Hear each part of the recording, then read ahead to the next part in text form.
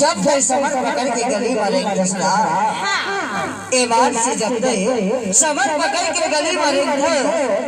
तो ये मनरी के दीवाना बाबू मनहदरा का के बताओ अरे ये धरती डोंगर पहाड़ हवे और हमारे गांव के जो मंदिर हवे ना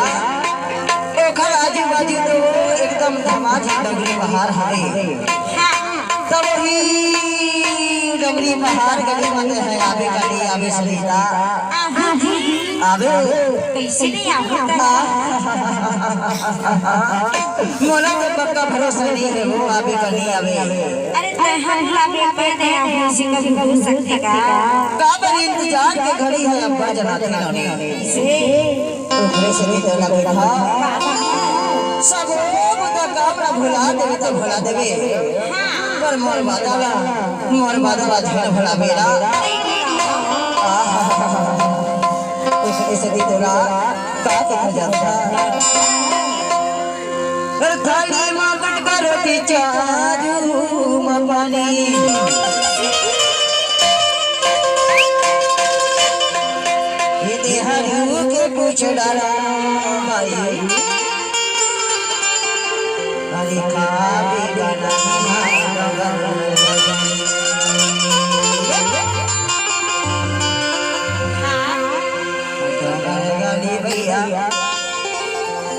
हरिया भी गनानी हरडोंगर गली है अबे ईमान से ननी पर इंतजार करत रहो चलो बाबा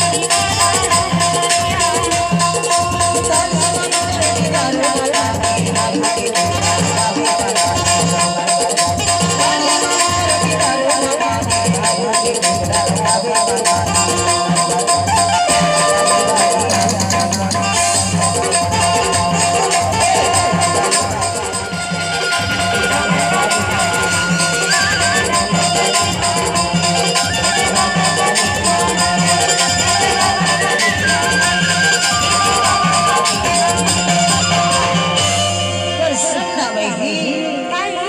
अरे मान से डोगर गली